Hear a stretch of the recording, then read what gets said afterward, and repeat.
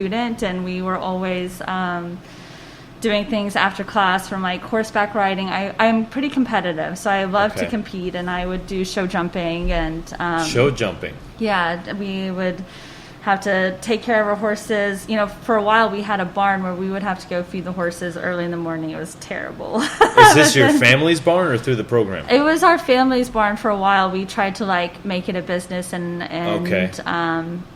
board other people's horses and things. And so how did you get into that? In West Texas, it's pretty common it's a lot more affordable in West Texas than it is here. It's not as it's a more daily average thing there than it is here, I would say. Okay. Here the horses cost like $150,000. And ooh, how much is a horse back in West Texas? Yeah, she could get my first horse, his name was Taco. There you go. And we bought him from a horse auction for $600. And he taught me everything. He was like my big pony.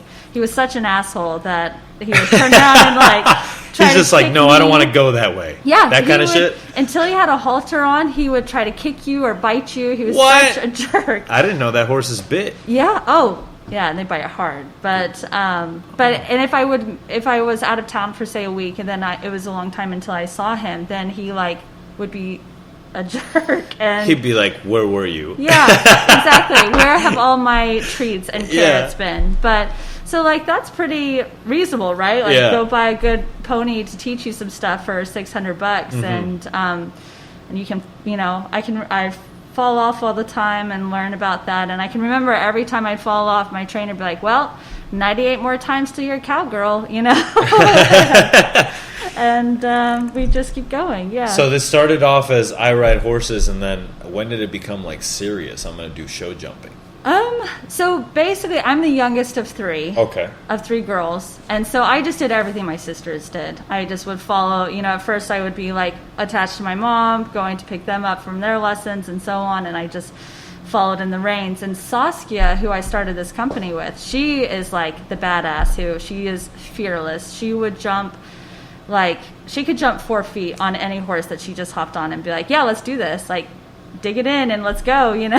She is a baller like that. Whoa. I was more like slow and steady pace. I would do the jumpers, like the quick high stuff. I would be terrified the whole time, and I wouldn't breathe at all. Like by the time I'd be finished with my course and get back to the gate, my face would be purple because I'm not breathing.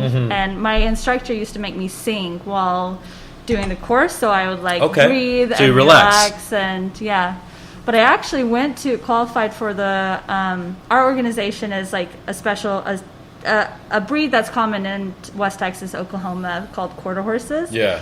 So I qualified for the world championship for that, for our district area, or our breed, essentially, and did that a lot in college as well. And so yeah, and I would love to get back into it out here, but it's tough. It's really expensive, yeah. Really expensive, gotcha. Yeah. Like don't think I'll ever be able to own a horse out here, but I would love for my daughter to get to do something like that, because I feel like my horse trainer was pretty tough. She was kind of terrifying at times, but you really respected her, and she taught us value and about taking care of our horses ourselves and what we need to do. And I just think the things that I learned from riding horses it's invaluable. Yeah.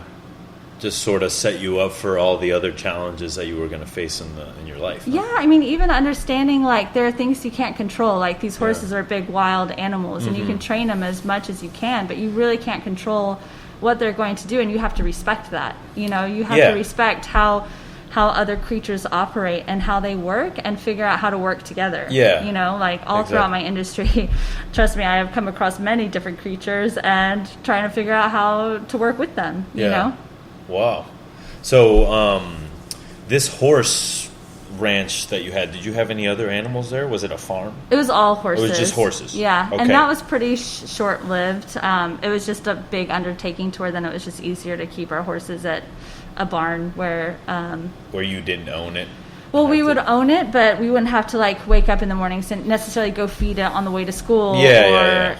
There are people there to make sure that your horse is fed on a regular basis if you're out of town. Okay. Yeah.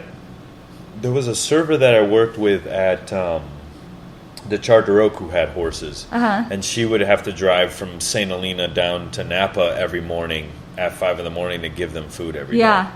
And it was just like, damn, you really dedicated to that animal. Yeah. I mean, at the end of the day, it's like your pet. Yeah, exactly. Yeah. Just like it. I mean, and there's a lot of things. All the bad stuff always happens at night. So you want them to be somewhere like where we would keep them. Someone was living there. If they would hear if something was going on, if a horse got hurt or was colicking or something. Yeah. So. Okay. And then when do you start working? Like actually paycheck working? So, I mean, early on in junior high as a summer jobs, I would work for my dad in the office with your typical filing, mailers, whatever that happens. And then, so when I was in college, I went to school for speech language and hearing sciences. And so I started... Was that a passion? I wanted to be a teacher at first. And then my oldest sister is a speech language pathologist. So I was like, oh, actually...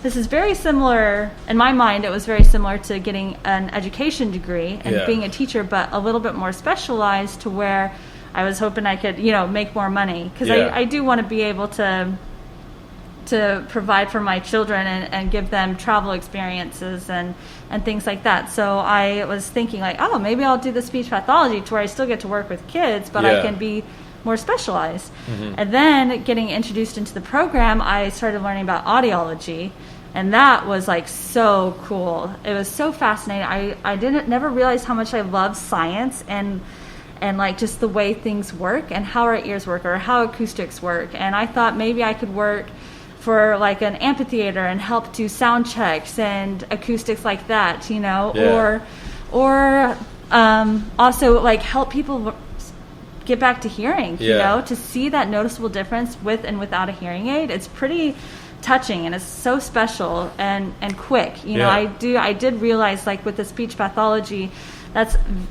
you have to be very patient, and it takes a very long time to see progress. And what I've learned about myself is that I don't have that patience and that gift that my older sister Kara has. She's so good with her patients. She is consistent. She goes and sees them every single day, making sure that they're on the right track for progress. But sometimes it can take a really long time to see improvements, and unfortunately, I just don't quite have that in me.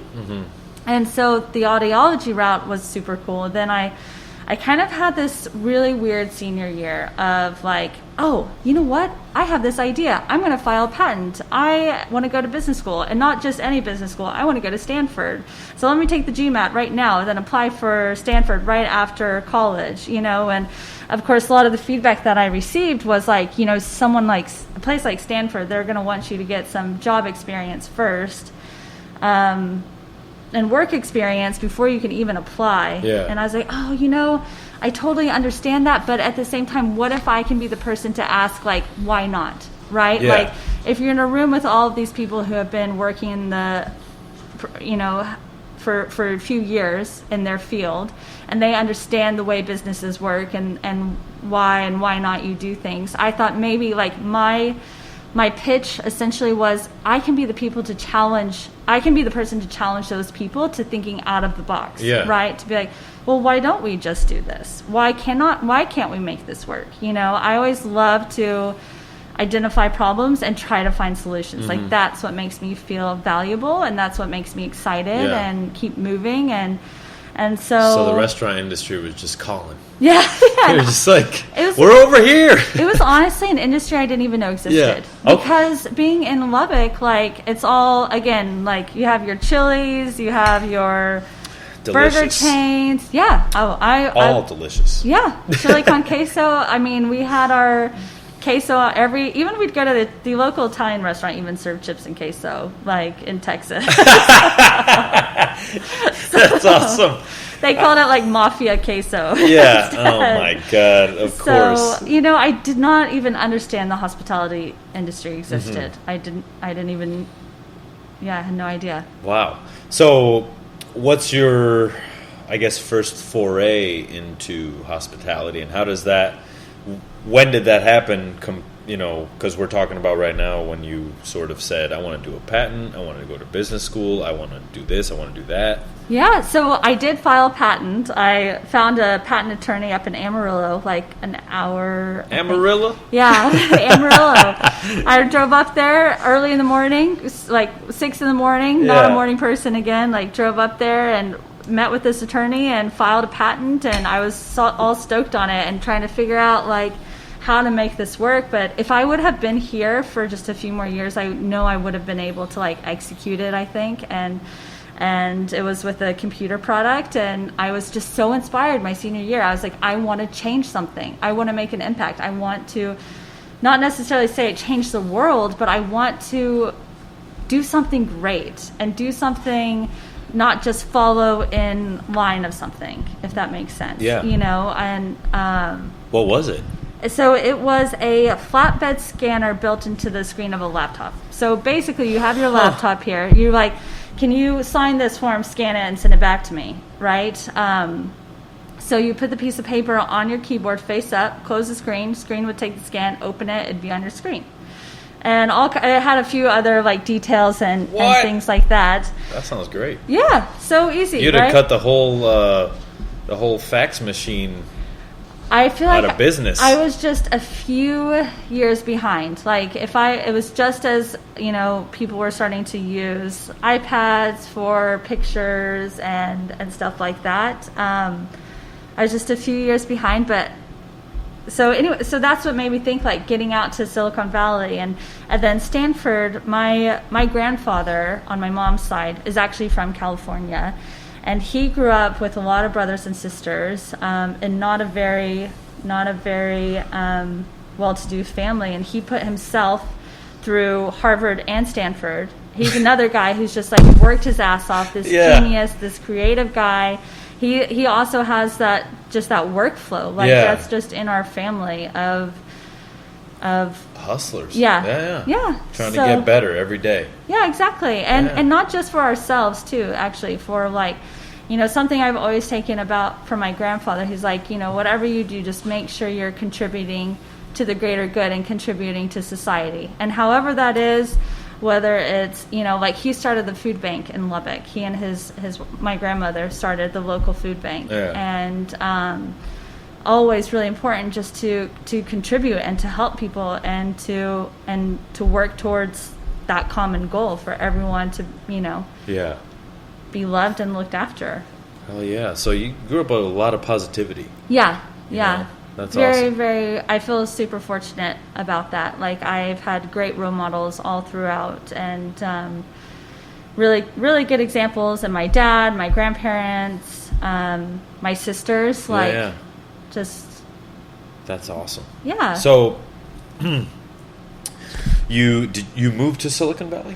So I kind of then I was all stoked on like going to Stanford and going to business school and changing the world, and I took the GMAT.